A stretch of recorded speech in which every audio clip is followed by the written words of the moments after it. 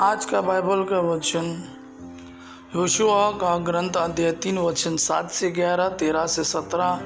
आज का सुसमाचार सन्मति के अनुसार अध्याय 18 वचन 21 से लेकर अध्याय 9 वचन 1 तक। प्रभु ने योशुआ से यह कहा, मैं आज से इस बात का ध्यान रखूंगा कि सभी इजरायली तुम्हारा महत्व समझे और यह जान जाए कि जिस तरह मैं मूसा के साथ रहा उसी तरह तुम्हारे साथ भी रहूँगा।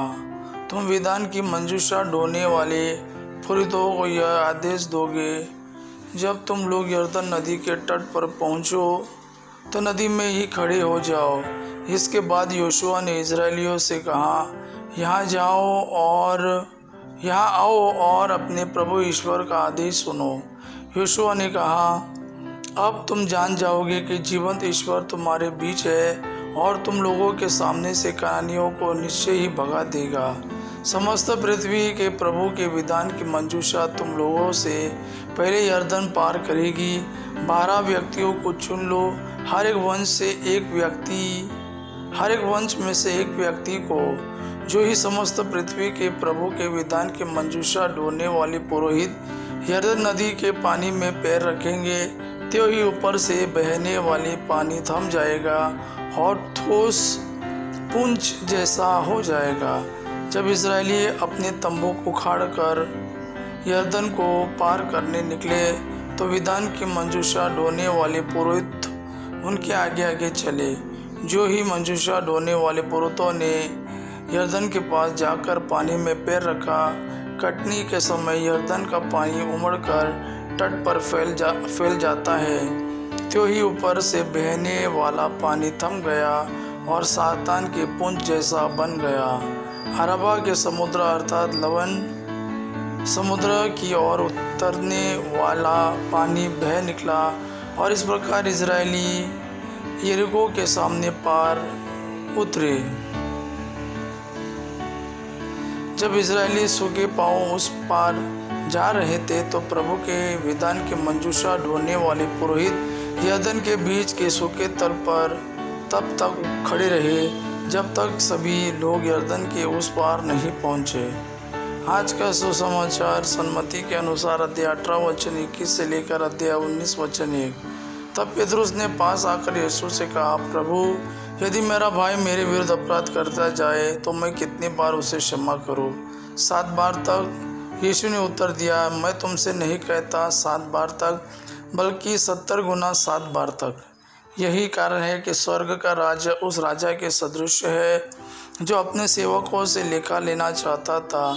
जब वह लेखा लेने लगा तो उसका लाखों रुपए का कई कर्जदार उसके सामने पेश किया गया। अदा करने के लिए उसके पास कुछ भी नहीं था। इसलिए स्वामी ने आदेश दिया कि उसे, उसकी पत्नी, उसके बच्चों और उसकी सारी जायदाद को बेच दिया जाए और ऋण अदा कर लिया जाए। इस पर वह सेवक उसके पैरों पर गिरकर उन्होंने विनय करने लगा, मुझे समय दीजिए और मैं आपको सब चुका दूंगा। उस सेवक के स्वामी को तरस हो आया और उसने उसे जाने दिया और उसका कर्ज माफ़ कर दिया। जब वह सेवक बाहर निकला तो वह अपने एक सहसेवक से मिला जो उसका लगभग 100 रुपये का कर्जदार था। उसने उसे पकड़ लिया और उसका गला घोंट कर कहा, अपना कर्ज चुका दो। सहसेवक उसके पैरों पर गिर पड़ा और यह कहकर उन्हें विनय करने लगा, मुझे समय दीजिए और मैं आपको चुका दूंगा। परंतु उसने नहीं माना और जाकर उसे तब तक के लिए बंदीगृह में डलवा दिया जब तक वह अपना कर्ज न चुका दे। यह सब देखकर उसके दूसरे सहसेवक बहुत दुखी हो गए और उन्होंने स्वामी के पास जाकर सारी बातें बता दी। तब स्वामी ने उस सेवक को बुलाकर कहा, रे दुष्ट सेवक, तुम्हारे अनुनय विनय पर मैंने तुम्हारा वह सारा कर्ज माफ़ कर दिया था, तो जिस प्रकार मैंने तुम पर दया की थी, क्या उसी प्रकार तुम्हें भी अपने सहसेवक पर दया नहीं करनी चाहिए थी? और स्वामी ने क्रुद्ध होकर उसे तब तक के लिए जल्लादों के हवाले कर दिया जब तक वह कोड़ी न चुका दे। यदि तुम में हर एक अपने भाई को पूरे हृदय से क्षमा नहीं करेगा तो मेरा स्वर्गीय पिता भी तुम्हारे साथ ऐसा ही करेगा। अपना यह उपदेश समाप्त कर यीशु गलीलिया से चले गए और यरदन के पार यहूदिया प्रदेश पहुँचे। यह प्रभु का वाणी है। प्रभु को धन्यवाद।